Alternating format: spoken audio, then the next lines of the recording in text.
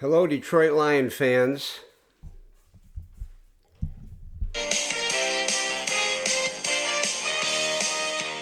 Forward down the field, a charging team that will not yield, and win the blue and silver wave.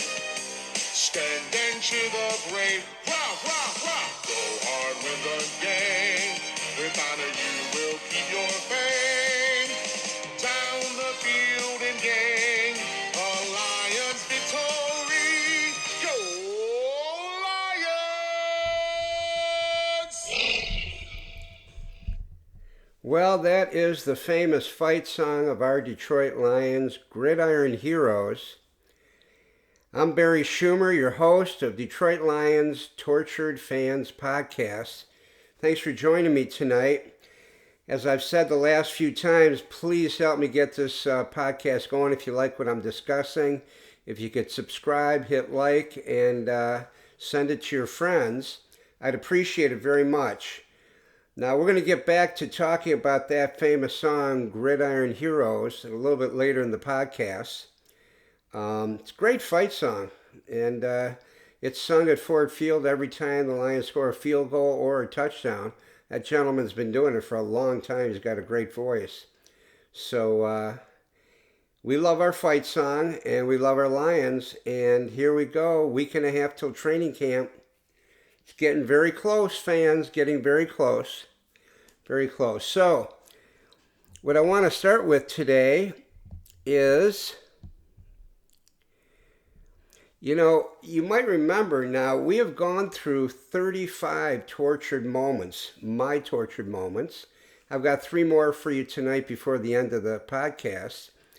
But you might remember that in my first podcast I did a couple months ago, my number one tortured moment was when we lost to the Washington Commanders 2 years ago. After going 15-2, and we lost in that first playoff game at home. Got beat very badly. It was quite an embarrassment. And I tried to give the team a break, saying that the terrible injuries finally caught up to them in that game. But that was a tough game to watch, that's for sure. And what happened after the game, I was so upset. I mean, I was more upset about losing that game than I was losing to the San Francisco 49ers the year before, when we had a very good chance to go in the Super Bowl. Something about that Washington game really, really was difficult for me. And I was so down and depressed for a while, I told friends that I was not going to shave again until the Lions get in the Super Bowl. Well, that'd be minimum a year. Could be 2, 3, 4 years. Could be 20 years. Anyway, I kept that promise for about 2 months. And I grew the scruffiest, ugliest beard you've ever seen in your life. I finally shaved it when I was on a cruise with my daughter and her husband and my grandkids after 2 months. But that was my effort at grieving the Lions. And we do different things to deal with our emotions and our grief and our anger, our disappointment, our heartache. And then obviously those are the times when we're very excited and joyous, and the Lions are accomplishing some great things, and that's what keeps us hooked. That's what keeps us hooked for sure. Anyway, the other thing I wanted to mention is that last year when we missed the playoffs, we went 9-8. What happened at home against Pittsburgh was amazing. We played a terrible game, but then Goff led us back toward the last 5 minutes to score what looked like 2 touchdowns to win the game. And they called this ridiculous pick play on Tesla with an easy touchdown pass to St. Brown, and they took the touchdown away from us. And that's as close as we got to winning that game. Even though most people in the country, most NFL analysts said that was not a pick, and that flag should not have been called. The Lions should have gotten that touchdown and likely won the game. And they might have made the playoffs if they got that win. We know they went on the next week at Minnesota, got killed. It was just a horrible performance by the Lions. And then, a meaningless win the last week at Chicago. But we missed the playoffs at 9-8. And I got really pissed at the team. I've done that a few times. I've done that a few times over the last 60 years. And I said, going into the playoffs, you know what? I'm going to choose a different team to support in the playoffs since my team's not going. And I was at TJ Maxx one day and I'm looking for an NFL shirt and I happened to find a shirt on the rack. $50 or $60 shirt for $7. What shirt was it? It was a Seattle Seahawks shirt. So I bought it. I love the colors, the blue and green. And I was wearing it. I was showing people that I'm now a Seahawks fan the rest of the season since my Lions sucked and played terrible at home against Pittsburgh and at Minnesota. It just happens. Sometimes you have a nervous breakdown. The team can cause a nervous breakdown. You know what I mean. Many of you know what I'm talking about. It was sort of a joke. Obviously, I have no allegiance to the Seattle Seahawks, but it was interesting that I bought the beautiful shirt on sale, and they go on to win the Super Bowl. They were a very good team last year. So I thought that was interesting that I picked the right shirt of the ultimate champion of the NFL. The last story I want to tell you, in fact, for this story, I'm going to bring Jinxie in because this is the segment of the show, Story Time with Jinxie. How you doing, Jinxie? You feel good today? Very good, very good. So look, this is story time, and I wanted to tell you a story. This happened to me back about maybe it was 5 or 7 years ago. My wife and I took a trip to Israel. My wife used to live in Israel for many years. And I was curious because I love history, and there's a lot of history in that country. 4,000 years old. It's pretty amazing compared to 250 years with the United States. But I had a great trip there for a week. We went to the Wailing Wall. It's called the Old Temple. And the tradition there, Jinxie, is to put a note to God on the wall. I write about this in the book. You know the book I wrote, I Don't Believe It, We're Good, The New Detroit Lions, on Amazon and Barnes & Noble. The story is in the book. And I go and put a note in the wall, the Wailing Wall in Israel, as is tradition. And the note says, God, please protect my wife, my children, my grandchildren, my siblings, my friends, my clients, since I'm a psychotherapist. A lot of my clients struggle with depression and sadness and have all kinds of issues in life. And I said, please bring peace between Israel and Palestine. And then I finished the note by saying, and God, please let me see my Lions play in the Super Bowl before I die. That's pretty good, right, Jinxie? Right? Yeah. You think we're going to get to the Super Bowl, Jinxie, in the next few years? I agree with you, Jinxie. I think we're going to make it. Our great coach, Campbell, is going to get us to the promised land. I really believe we're going to get there in the next 2 years. They have a good chance this year. Let's just see how the new offensive line works out. And you're going to get to watch them in the Super Bowl too. Or are you going to be playing? Hey, you might be playing, Jinx. You better work your butt off in training camp coming up, right? Absolutely. Okay. So that's the story for tonight, Jinxie, that I put this folded up message to God in the wall in Israel. And hey, I believe that we're going to get our prayers answered. Okay, Jinxie? So that's story time for today. Now you go back and sit down, get ready for training camp. Okay.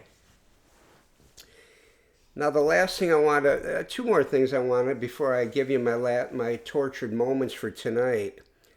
The song Gridiron Heroes, interestingly enough, and I guess I should have told this during story time to Jinxie, because Jinxie, I was a very bad fan. This was many years ago. I was a very bad fan, Jinxie, when I wrote this book on some level. And I sort of betrayed the team, and I made fun of the team, and I feel guilty about it. I feel guilty about it, but again, this is in the book. It's in the book. I Don't Believe It, We're Good, The New Detroit Lions. And what I did in the book, let me get my glasses here.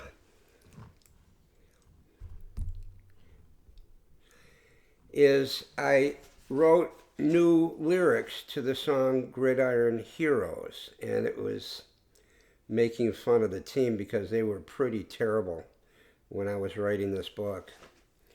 And the new song, the new words.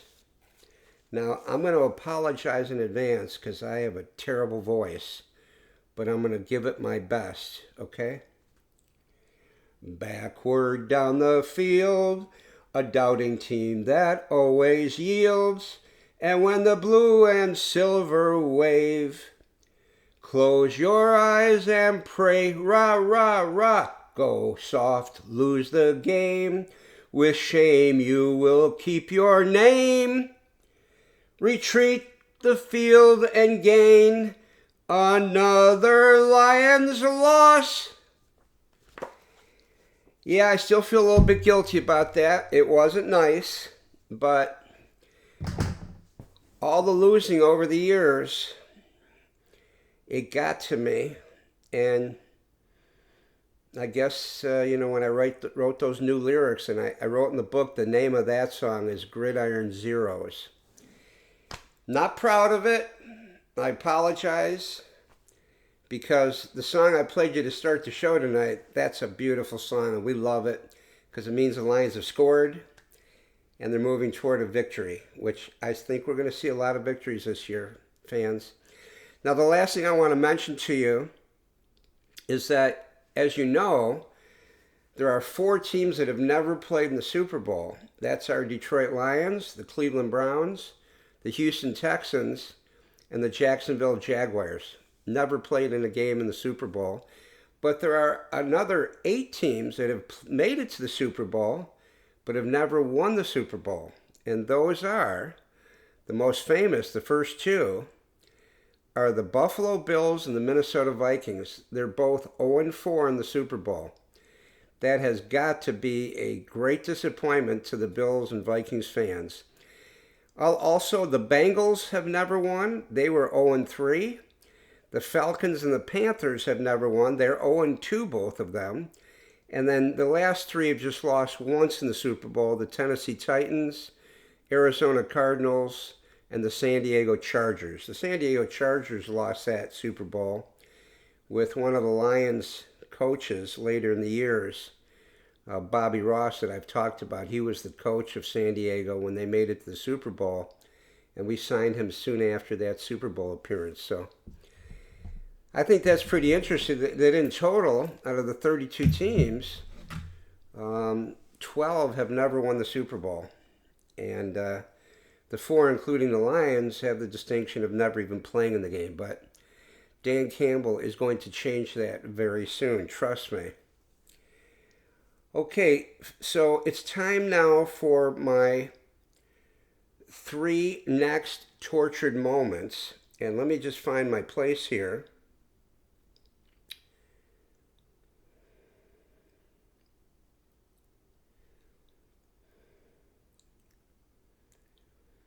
Okay, here we go. Here we go. And this is going to be number 38, 37, and 36. Okay? We're going to start with number 38. December 30th, 1995. Playoff game against the Philadelphia Eagles. We lost that game 58-37. And it was the highest scoring playoff game in history at that time. I'm going to have to look up if that still holds. I mean, because you look at that's 80, that's 95 points scored in a playoff game. That's a lot of points. I'm going to check for next time and tell you if that's still holding as an NFL record. I want to correct one of the things I also said, that one of my other tortured moments on the previous broadcast, I said that the Lions lost to the Packers in overtime 23-10 when they fumbled in Packer territory in the fourth quarter and then threw an interception on the beginning drive of overtime. Obviously 23-10, you can't lose a game 23-10 in overtime. That was 23-20. I'm sure some of you caught that. Anyway, that game, the Lions had 7 turnovers in that game. 6 were interceptions and 1 fumble. We were losing at one point 51-7. And Rodney Peete was the quarterback, ex-Lion quarterback, was the quarterback for Philadelphia. They threw for 3 touchdown passes. That was the game, too, that Lomas Brown, our great offensive lineman, really nice guy, too, I've met him.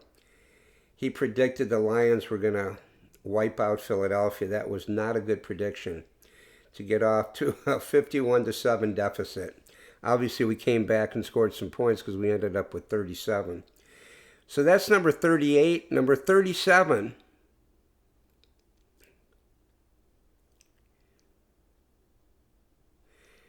September 6th, 1998, a loss to the Green Bay Packers, 38-19. Wasn't a very close game. Terry Fair has a 101-yard kickoff return, and on the very next play, the kickoff back to the Packers have a 100-yard kickoff return. That has only happened 4 times in NFL history. Can you imagine that? 200-yard kickoff returns back to back. So that's why I picked that tortured moment. But obviously that whole game was a tortured moment, losing 38-19. And my number 36, October 15th, 1998, the Lions beat the Packers 27-20. Barry Sanders has his 25th game of 150 rushing yards or more. 25 games of 150 or more. That record may never be broken, as far as I'm concerned. And gets his 15th run of 50 yards or more. 15 runs of 50 yards or more. That is really amazing. Both are NFL records. Barry ran for 1,000 yards, as I said before, in 10 straight seasons. But, man, I'll never stop talking about Barry Sanders. What an incredible running back he was and football player. What a great gentleman he was. I told you about meeting him after he retired. Could not have been nicer to me and my kids. Just a fantastic person. And the records he had for 10 years, some of them may stand for the next 50 years. So we love Barry Sanders, no question about it. Him and Calvin Johnson and many other great Lions gave us some very exciting football over the years. Okay, Lion fans, thanks for joining me tonight. Again, please subscribe, hit like, and share my podcast with friends. I've got to get this thing going. I'm still working on the technology. I hope you enjoyed Gridiron Heroes and then Gridiron Zeros. I apologize to the team and the organization. I was a little crazy back 15, 20 years ago with all the losing. And here we go, training camp, week and a half away. First exhibition, less than about 4 weeks away. And it's getting exciting, fans. See you next time.